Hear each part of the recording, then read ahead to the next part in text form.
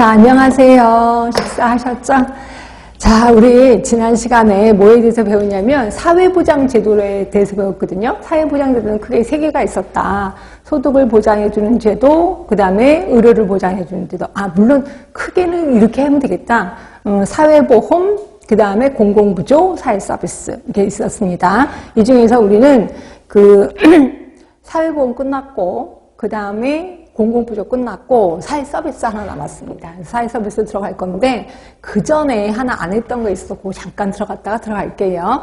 그리고 이제 주강 오늘은 이제 의료보장제도에 대해서 하겠습니다. 그래서 이 의료보장제도에 대해서는 처음부터 끝까지 모르는 게 없어야 된다. 그러니까 거의 하이라이트 중에 하이라이트라고 보시면 될 것 같아요. 그래서 이제 의료보장제도의 유형, 제공 형태, 본인 일부 부담제. 그래서 이런 것들은 예전에 좀 기본으로 나왔었는데 요즘 대놓고 나오지는 않더라. 근데 이런 걸 알아야 문제를 풀 수 있게끔 그렇게 나오더라고요.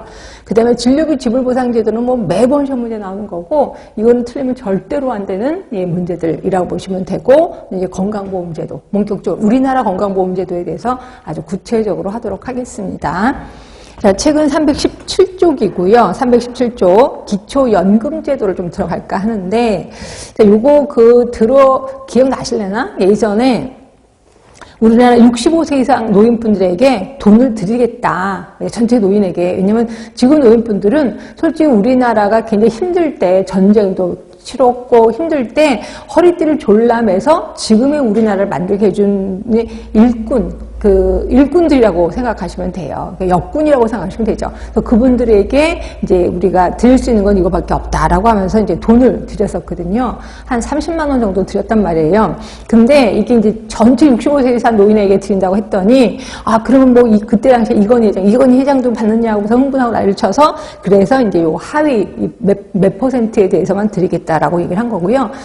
물론 자산조사를 합니다. 자산조사를 해서 이거 이상 돈을 받으신 분들한테는 드릴 수 없다. 이렇게 표현하고 있습니다. 일단 볼게요. 어르신들의 편안한 노후 생활을 도와드리고 연금 혜택을 공평하게 나누어 드리기 위해서 2008년부터 시작을 했고요. 자, 소유권자는 65세 이상. 대한민국 국적을 가지고 계시고 국내에 거주해야 돼. 외국에 살면 안 됩니다. 그리고 소득 인정액이 선정 기준액 이하이신 분이야. 그분들에게만 드리겠다라고 보는 거고요.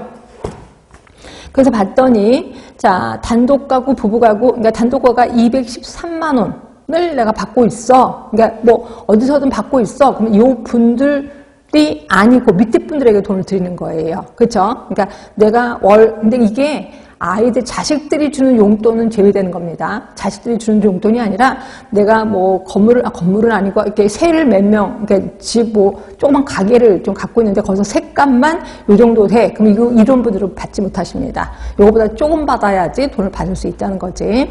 그래서 보시면 최대 2024년 12월까지 최대 34만 4천 원 정도를 받고 계십니다. 하나도 돈이 없어. 자산조사할 때 돈이 한 푼도 없어. 그러면 월 33만 4천 원 정도를 받고 계신다라고 보시면 될 것 같고요. 자, 나머지도 보시면 되고요. 밑에 가는 거 보시고. 그럼 저는 궁금한 게 이게 어디에 속할 것 같아요? 우리 사회보장제도는 크게 세 가지가 있었잖아요. 하나가 사회보험. 그 다음에 공공부조, 그 다음에 사회서비스잖아요. 그리고 사회보장제도 안에서도 세 개, 그죠? 소득을 보장해주는 제도, 의료를 보장해주는 제도, 그다음에 노인 요양 있었거든요. 공공부조 중에서도 소득을 보장해주는 제도, 의료를 보장해주는 제도가 있잖아요. 이 중에서 이거 어디에 속할 것 같아요? 국가가 뭐 하위 60% 노인분들에게 드리는 거 60% 정도가 되는 것 같아. 근데 이분들에게 드리는 거 돈으로 드리는 거잖아요. 그렇죠? 그러니까 당연히 소득보장 제도인데 사회보험이에요? 공공부조예요? 이분들이 내는 돈 한 푼도 없거든요. 그냥 받기만 하시는 거거든요. 결국 공공부조 중에서도 소득보장 제도에 속하겠구나라고 보시면 돼요. 그렇죠? 결국 공공부조 중에 소득을 보장해주는 제도가 우리 국민기초생활보장이 있었고 여기에 기초연금이 하나 더 들어간다라고 보시면 되는 거죠. 자, 그리고 이제 기초연금 끝났고 그 다음에 이제 사회서비스 들어갈게요. 사회서비스는 별건 아니고요. 그거예요. 그런 상황에 계시는 분들에게 뭔가를 해드리겠다는 건데 돈보다는 뭐 상담해드리겠다. 만약에 직장을 얻고 싶으면 직장을 얻게 해드리겠다. 이렇게 생각하시면 될 것 같아. 그래서 319쪽에 보시면 거기 맨 꼭대기에 사회 서비스란 지자체 및 민간 부분에 도움이 필요한 모든 국민에게 복지, 보건의료, 교육, 고용, 주거, 문화 등등등 분야에서 인간다운 생활을 보장하고